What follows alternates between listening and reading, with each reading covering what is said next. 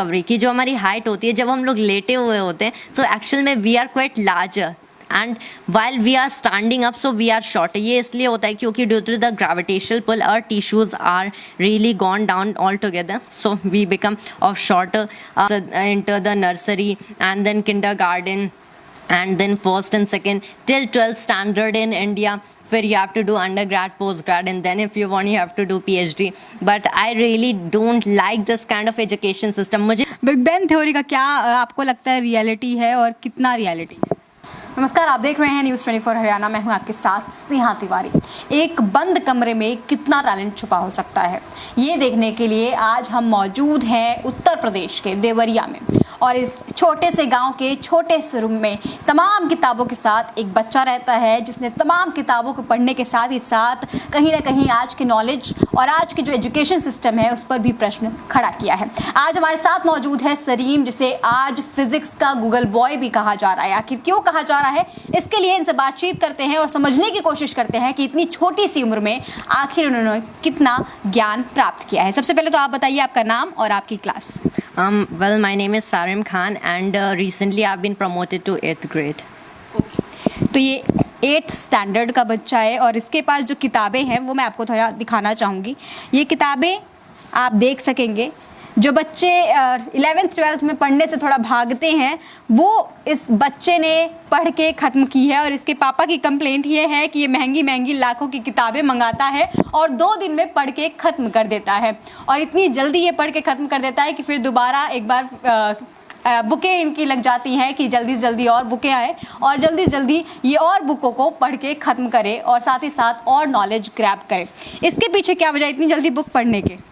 Actually मुझे since theoretical physics में research करना है and I want to just go in the field as soon as possible, क्योंकि I don't think कि currently जो classical theory या classical physics like Newtonian physics में कोई भी ऐसा रिसर्च का टॉपिक बचा है which is really important in understanding a universe, and that is the reason I want to learn advanced level relativistic physics and quantum mechanics.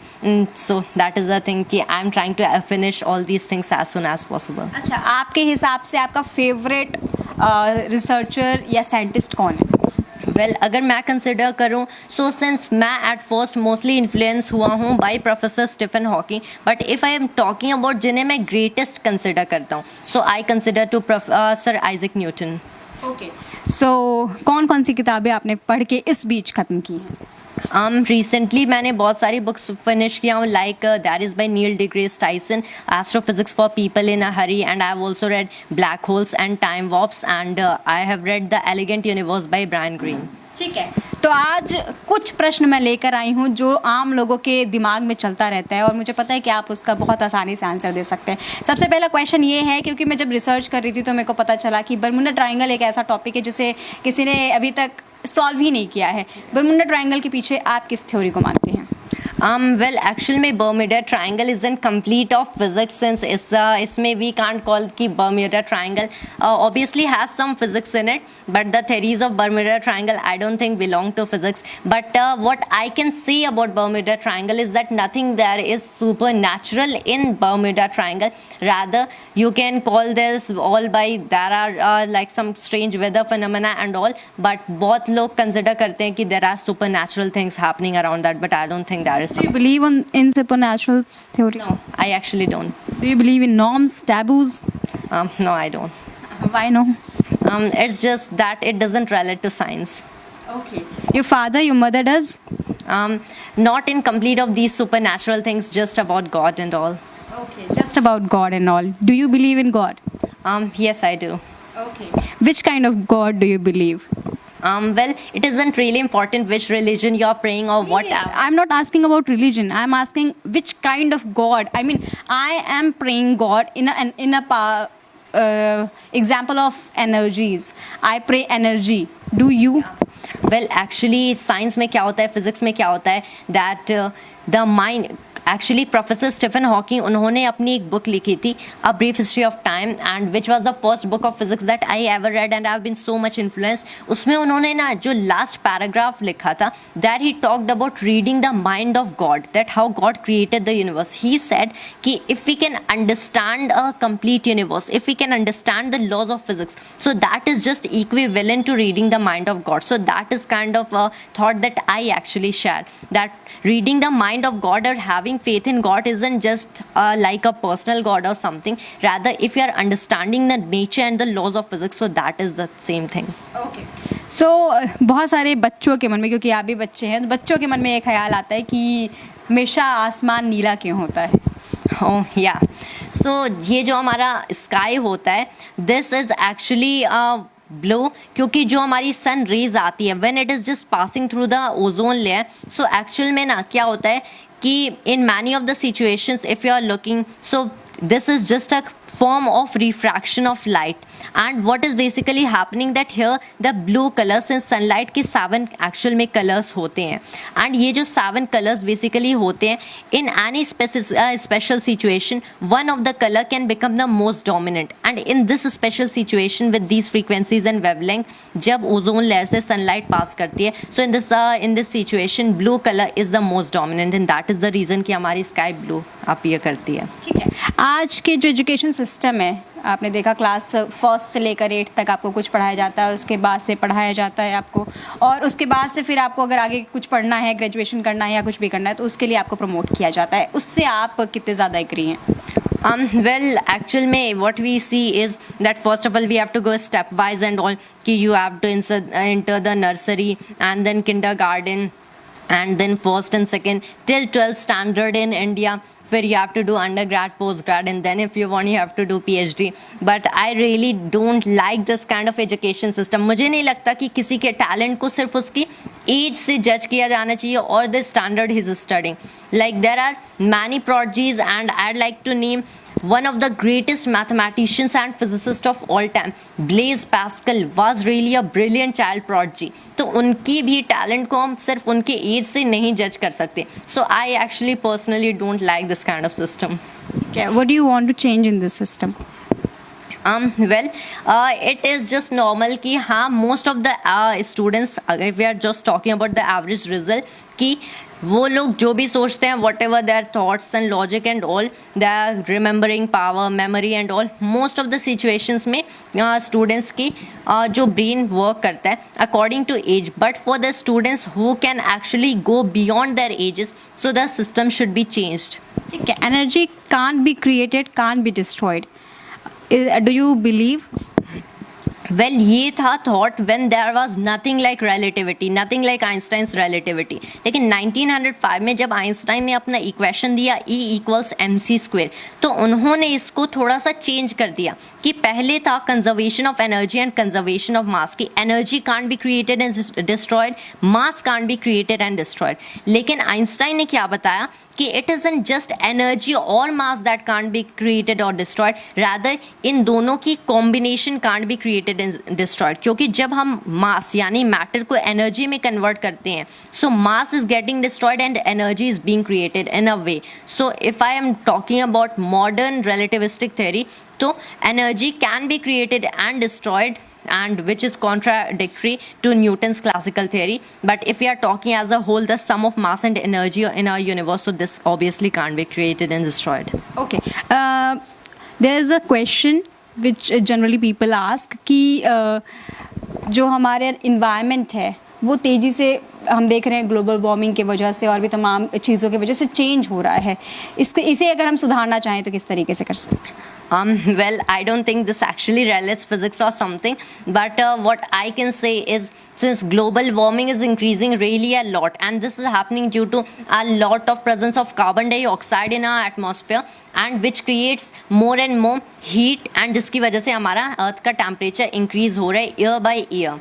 and decades by decades, centuries by centuries. तो इसको prevent करने के लिए we can have few precautions, like first of all the most important is plastic. So plastic को तो obviously हमें रोकना चाहिए. This doesn't create air pollution or just soil pollution. Instead it can create all kinds of pollution, even water pollution. So obviously we should stop using plastics and all. And vehicles जो होते हैं, जितना कम हम vehicles को use करें, and that's the better thing, कि उतना ही हमारे जो एटमॉस्फेयर है उसमें ऑक्सीजन का परसेंटेज ज़्यादा रहेगा and carbon dioxide will have lower percentage. And it is not कि हमें कम्प्लीटली कार्बन डाइऑक्साइड रिमूव करना चाहिए या फिर going at its minimum level, क्योंकि everything should be just balanced. If it isn't just balanced, plants can't produce food using photosynthesis and all. We can't have plants for food or other kinds of fuel, like many people are omnivorous, so they can't have plants, and animals are dependent on plants for food, so neither we get plants and nor we are getting animals or something like that. तो इसे completely हमें disbalance नहीं करना चाहिए, but we should try to prevent all of it. What are the inventions which fascinates you? Well, first of all, there is something invention that fascinates every kind of physicist, and that's about time machine. Obviously, जो time machine है, what I believe is time machine rather seems more towards science fiction than actual science. लेकिन फिर भी I am very much fascinated by by invention of time machine. But what I believe जो कि actual में हो सकता है is कैसे हम black hole की spinning energy को use करके we can use it in our actual life, and this kind of invention fascinates me a lot. Okay. So any more inventions from past?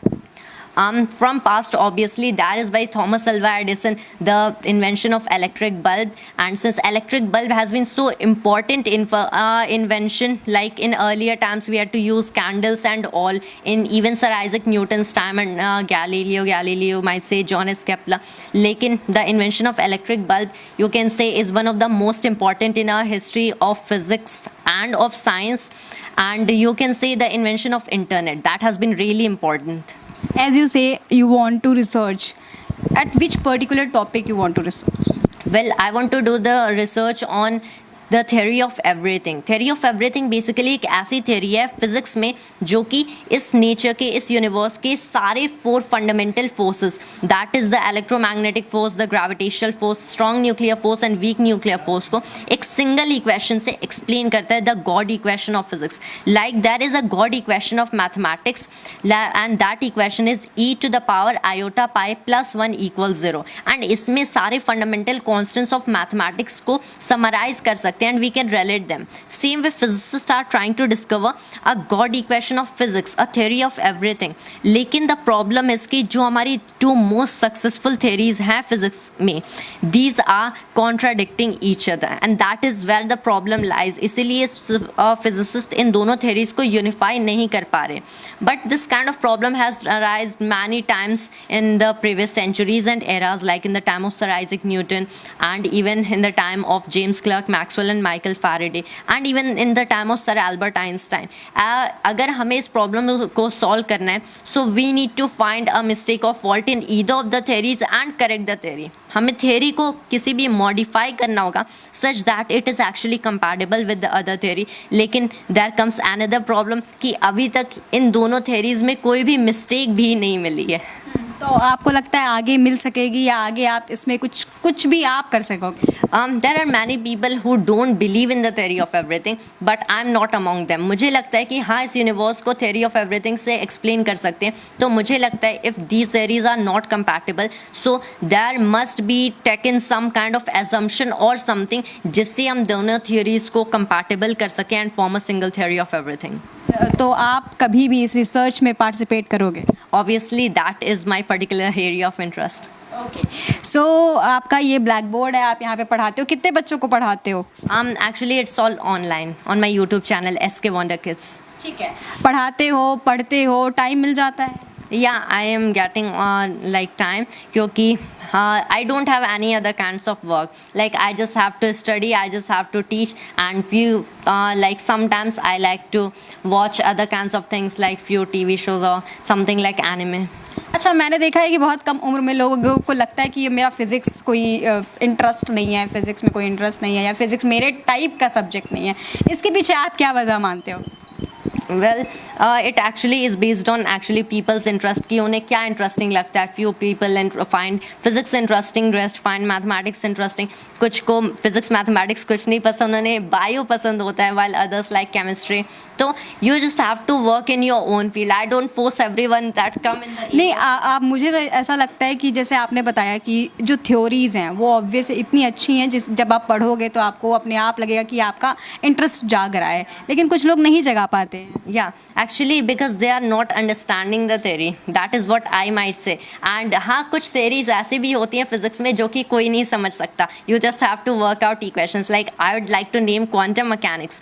एक बहुत ही great quantum physicist Richard Feynman ने कहा था, I think I can safely say that nobody understands quantum mechanics. And another physicist Niels Bohr ने कहा था कि for those who are not shocked when they first come across quantum mechanics cannot have possibly understood it. लेकिन ये kind की theories really produce a lot of interest, at least for me, कि quantum mechanics is also one of the field जहाँ पे मैं काम करना चाहता हूँ. But few persons don't understand the theories या फिर the conclusion of theories. That is the thing, they find these kind of theories boring. Okay, so name some of the theories with their inventors or scientists.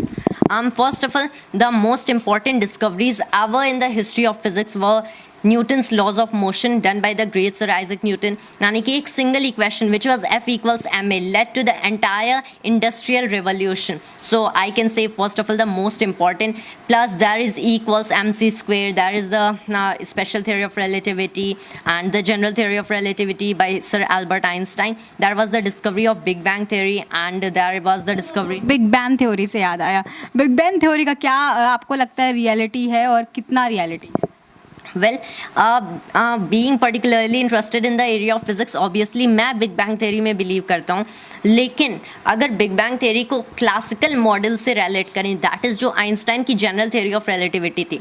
Einstein की theories को obviously हम modern physics में count करते हैं, right, as we are going till the undergrad and all level. लेकिन आज scientist क्या कर रहे हैं कि उन्हें लगता है कि जनरल रिलेटिविटी भी एक क्लासिकल थ्योरी है. तो बिग बैंग थ्योरी को जब जनरल रिलेटिविटी से समझे, ये कुछ ऑब्वियसली डिस्टर्बिंग कंक्लूजन्स देती है. लाइक जो हमारे यूनिवर्स का बिगिनिंग था, सो मैनी पर्सन्स में फाइंड इट कि डेंसिटी बहुत वहाँ पे हाई थी एंड जो वॉल्यूम था वो ज़ीरो था. But what general relativity says कि वहाँ पे डेंसिटी इनफाइनाइट थी. एंड मुझे नहीं लगता फिजिक्स में कभी ऐसा हो सकता है वी आर गेटिंग इनफाइनाइट, क्योंकि जब भी हमें कैलकुलेशंस में इनफाइनाइट मिलता है एंड देन इट लीड्स कि हमारी थ्योरी रॉन्ग है. We can never have infinite in a practical realistic universe. So obviously अगर मैं बात करूँ क्लासिकल मॉडल में, I don't believe very much in the big bang model. लेकिन recent experiments, recent discoveries and researches particularly by professor Stephen Hawking हुए थे जिनमें general relativity के साथ साथ क्वांटम मैकेनिक्स का यूज किया गया. And it doesn't need any singularity point for the beginning of the universe और any other infinite. So I rather believe in the standard model.